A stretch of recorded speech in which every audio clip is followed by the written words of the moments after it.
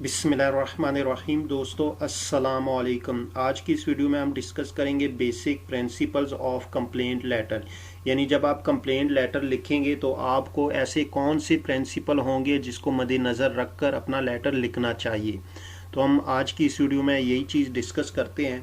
तो बेसिकली हमारे पास टोटल 7 यहाँ पे प्रिंसिपल है और इन प्रिंसिपल्स को हम 1 बाय 1 करके अब डिस्कस करते हैं। तो सबसे पहले हमारे पास है राइट प्रॉम्प्टली। यहाँ पर इस प्रिंसिपल से मुराद है कि आपको सेलर या सप्लायर से किसी किस्म की भी कंप्लेंट हो तो आप कंप्लेंट लेटर टाइम पे लिखें, यानी कंप्लेंट लेटर लिखने में डिले मत करें। अगर आप कंप्लेंट लेटर लिखने में डिले करेंगे तो हो सकता है जो सेलर है या सप्लायर है वो आपके लेटर को रिजेक्ट कर दें। तो इस तरह जो आपकी प्रोडक्ट है वो आपकी प्रोडक्ट रिप्लेस भी नहीं होगी और जो आपका कंप्लेंट लेटर है वो भी रिजेक्ट हो जाएगा। तो इसलिए जब भी आपको प्रोडक्ट में किसी किस्म की कंप्लेंट नज़र आए तो आप फौरी तौर पे कंप्लेंट लेटर लिखें।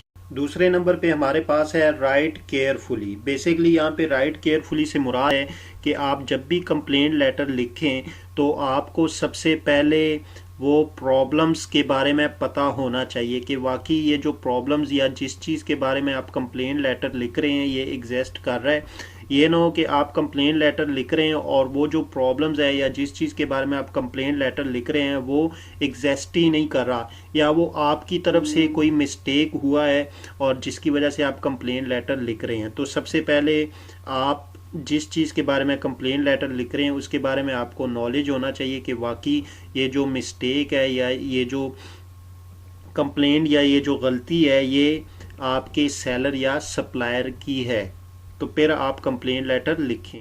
तीसरा हमारे पास है राइट टेटफुली।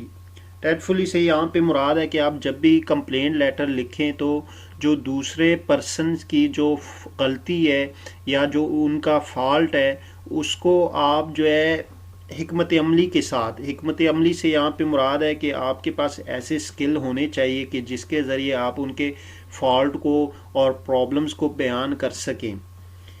अब जब भी आप कंप्लेंट लेटर लिखेंगे तो सबसे जो पहला पैराग्राफ होगा उसमें आपने उनके फॉल्ट्स और जो प्रॉब्लम्स है उसको आपने लिखने हैं, बयान करना है। लेकिन आप जब भी फॉल्ट या उनके जो प्रॉब्लम्स है उसको जब भी आप लिखेंगे तो आपके पास फैक्ट्स होने चाहिए। यानी ये ना हो कि आपके पास फैक्ट्स नहीं है, वो प्रॉब्लम्स, आपको उस प्रॉब्लम्स के बारे में पता नहीं है लेकिन आप उनको कंप्लेंट लेटर लिख रहे हैं। लेकिन आप जब भी लेटर लिखें आपका लेटर जो है वो क्लियर होना चाहिए ताकि जो सेलर है या जो सप्लायर है उसको कंप्लेंट के बारे में पता चल जाए कि वाकई ये जो हमने प्रोडक्ट उनको भेजी है इसमें ये फॉल्ट कर रहा है, ये हमारा फॉल्ट। चौथे नंबर पे हमारे पास कूल माइंडेड। बेसिकली यहाँ पे कूल माइंडेड से मुराद है कि आप कंप्लेंट लेटर उस वक्त लिखें जब आपका दिमाग ठंडा हो। ठंडे से यहाँ पे मुराद है कि फ्रेश हो।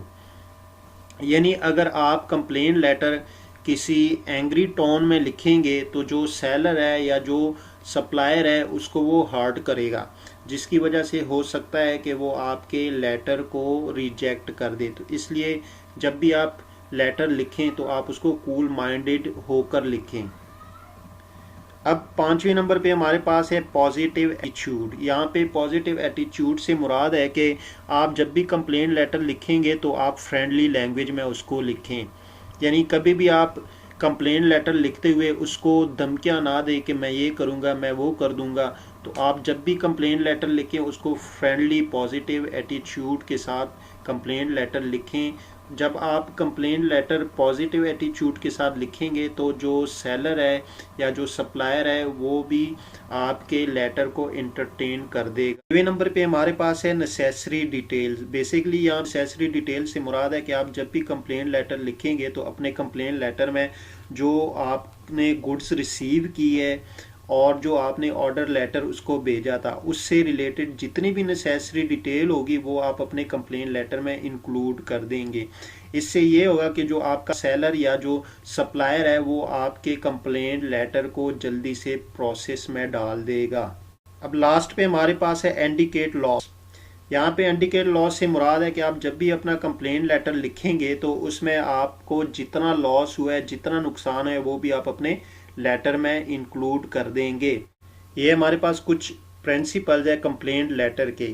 अगर आप चाहते हैं कि आपका जो कंप्लेंट लेटर है उसका जो रिस्पॉन्स है या फीडबैक है वो आपको पॉजिटिव मिले, तो आपको ये प्रिंसिपल फॉलो करने पड़ेंगे।